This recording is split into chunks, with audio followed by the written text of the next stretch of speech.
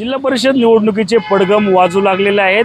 ग्रामीण भागामध्ये आता निवडणुकीची चर्चा जी आहे ती रंगू लागलेली आहे। तशीच एक वेगळी चर्चा जी आहे आता आपल्याला पाहायला मिळते। एक वेगळं चित्र जे आहे ते आता हिंजवडीमध्ये पाहायला मिळते। जिल्हा परिषद गट हिंजवडी मान या गटामध्ये आपण पाहू शकतो की राष्ट्रवादी काँग्रेस अजित पवारांच्या पक्षाच्या एका उत्सुक उमेदवाराने जे आहे या ठिकाणी गाडी अजित पवार ज्याप्रमाणे पिंक कलर जो आहे तो सर्व ठिकाणी ब्रँडिंगसाठी वापरत असतात त्याच पद्धतीची गाडी जी आहे ती आता या ठिकाणी संपूर्ण पिंक करण्यात आली आहे। त्याचप्रमाणे काम करत आलोय, काम करत राहू अशा प्रकारचं जे राष्ट्रवादीचं गाणं आहे ते देखील यावर झळकू लागले। त्याचप्रमाणे राज्य सरकारची एक योजना आहे माझी लाडकी बहीण योजना, त्याचं देखील ब्रँडिंग या संपूर्ण गाडीवर जे आहे ते आपल्याला एकूणच पाहायला मिळतंय।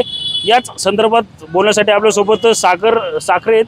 काय सांगाल, काय संकल्पना ही पाहायला मिळते की आपण सरकारी योजना यावर पाहायला मिळतात, राष्ट्रवादीचं गाणं आहे, हिंजवडीचे चित्र आहेत, काय समस्या मान हिंजवडी गावात आहेत त्या अजून झालेल्या नाहीत पूर्ण? नाही, येऊ घातलेल्या जिल्हा परिषद निवडणुकीसंदर्भात साठी मी हिंजवडी व मान गटामध्ये इच्छुक आहे आणि त्यासाठी अजितदादांच्या विचाराला प्रेरित होऊन जे अजितदादांच्या पिंक कलरच्या जे दादांनी प्रमोशन केलं त्या पद्धतीने मी पण एक दादांचं पावलावर पाऊल ठेवून प्रयत्न करत आहे। बाकी हिंजवडी आणि मानमध्ये तो शहरी पट्टा आहे, त्यातच जिल्हा परिषदला अर्धा भाग ग्रामीण पट्टा पण आहे। मग दोन्हींचे रस्ते असेल, लाईट असेल, ट्रॅफिक असेल, पाण्याच्या सुविधा असेल, हे सोडवण्याचा आम्ही प्रयत्न करणार आहे।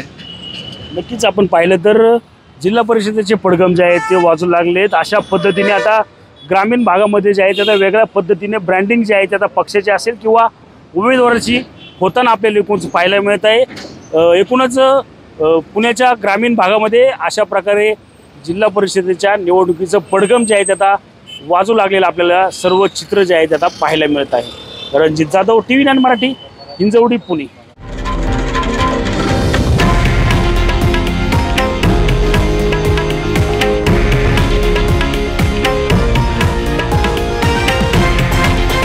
हे आहे देशातील नंबर 1 न्यूज नेटवर्क आणि आपण पाहत आहात TV9 मराठी, एकमेव।